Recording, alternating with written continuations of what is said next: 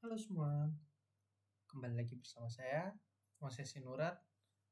Jadi, pada kesempatan kali ini, saya ingin menjelaskan perkembangan aplikasi akuntansi atau perkembangan akuntansi di Indonesia maupun di dunia.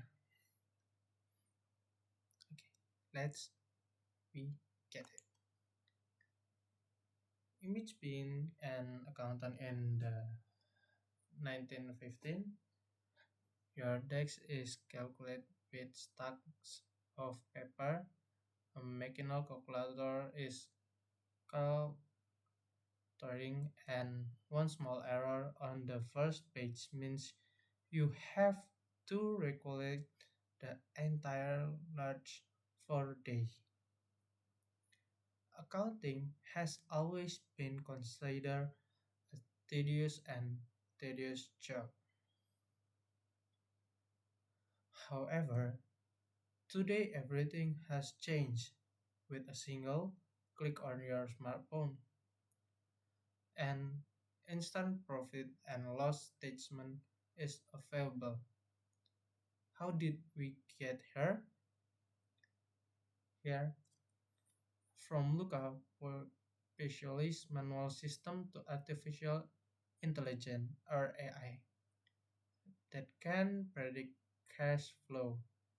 Today, we will explore the long journey of counting application, evolution worldwide, and how Indonesia has transformed it into one of the most progressive digital player in South Asia. Let's get started. Go. Oke. Jadi saya menggunakan bahasa Indonesia kembali. Pada era global kelahiran komputerisasi atau era mainframe yaitu yang dimulai pada 1950 hingga 1970-an. Revolusi dimulai saat komputer bukan lagi fiksi ilmiah. Pada tahun 1954, General Electric menjadi perusahaan pertama yang menggunakan komputer UNIVAC untuk memproses pengajian atau payroll. Saat itu, aplikasi akuntansi bukan berupa ikon di layar, melainkan ribuan kartu berlubang atau punch card yang dimasukkan ke dalam mesin raksasa seukuran ruangan. Lalu muncullah Speed Street yang lahir pada 1980-an. Titik balik terbesar terjadi pada tahun 1979 dengan lahirnya Physical di Apple generasi kedua. Inilah perangkat lunak spreadsheet pertama di dunia. Kenapa ini penting? Karena untuk pertama kalinya, jika Anda mengubah suatu angka, seluruh tabel akan terhitung secara otomatis.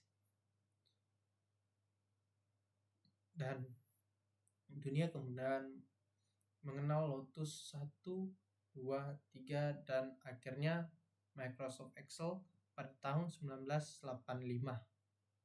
Di saat yang sama, raksasa Jerman bernama SAP mulai memperkenalkan sistem ERP atau Enterprise Resource Planning yang mengintegrasikan akuntansi dengan logistik dan SDM perusahaan-perusahaan Fortune 500. Lalu era desktop dan cloud pada 1990 hingga 2010-an. Pada tahun 90-an, software akuntansi mulai masuk ke PC rumah tangga melalui Intuitive QuickBooks. Namun, revolusi sebenarnya terjadi di pertengahan 2000-an. Ketika Xero dari Selandia Baru memperkenalkan konsep cloud accounting. Tidak ada lagi instalasi CD, tidak ada lagi backup manual data. Anda berada di server internet, aman dan bisa diakses dari mana saja. Ini adalah awal dari akhir era akuntansi tradisional.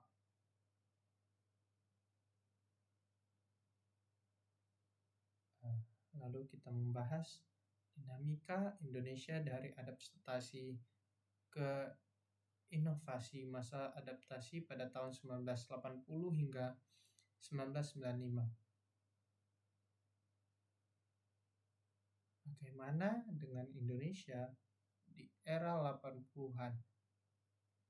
Perusahaan-perusahaan besar di Indonesia masih mengandalkan sistem impor yang mahal atau membangun sistem sendiri secara manual menggunakan bahasa pemrograman CBOL atau Clipper.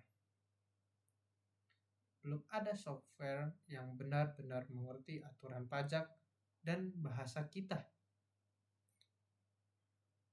Lalu lahirlah sang pionir lokal pada 1996 hingga 2005, yaitu ada Zahir Accounting dan Accurate.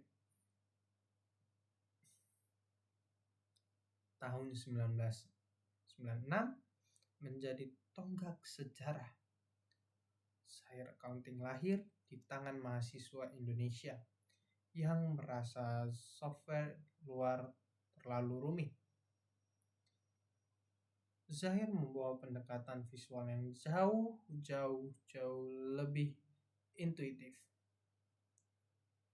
Tak lama kemudian, pada tahun 1998, saat krisis moneter menghantam, CPS Soft meluncurkan Accurate Accounting Software.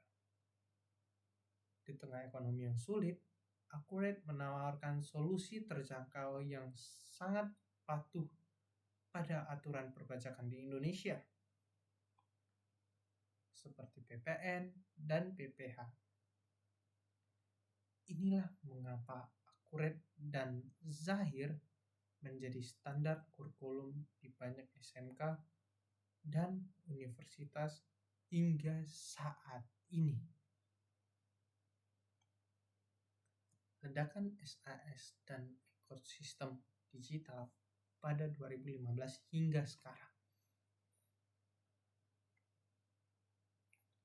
Memasuki 2015, peta persaingan berubah total. Munculnya startup fintech, membawa gelombang SAS atau Software as a Service. Nama-nama seperti Journal ID atau sekarang Mercari Journal, Slurd, dan Paper ID muncul. Mereka tidak lagi sekedar mencatat debit kredit. Aplikasi ini terintegrasi dengan bank melalui Bank Reconciliation, terhubung ke marketplace seperti Tokopedia dan Shopee. Bahkan bisa mengirim tagihan otomatis via WhatsApp. Akuntansi di Indonesia kini bukan lagi tentang mencatat masa lalu, tetapi mengelola bisnis secara real time.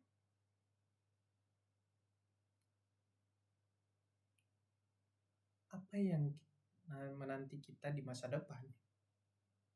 Kita sedang memasuki era artificial intelligence atau AI dan machine learning. Aplikasi masa depan tidak lagi meminta Anda menginput data. Anda cukup memotret struk pembelanjaan dan AI akan mengategorikannya ke akun biaya yang tepat secara otomatis. Lalu ada teknologi blockchain.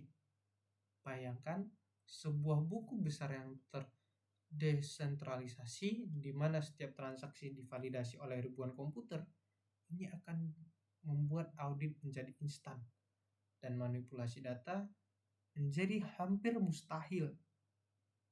Pemerintah Indonesia pun bergerak cepat dengan M-Pajak dan integrasi e-faktur yang membuat laporan pajak bukan lagi momok yang menakutkan bagi pengusaha. Dan untuk conclusion and closing, the history of accounting application is a story of how humans have tried to free themselves from routine to focus on strategy, from Mesopotamian clay tables to s- sophisticated algorithms in the palm of our hands. A message for accountants and business owners. Don't be afraid of technology. These applications aren't here to replace human, but rather to give us a sharper eye for assessing the health of our business. What do you think is the most revolutionary future in accounting application today?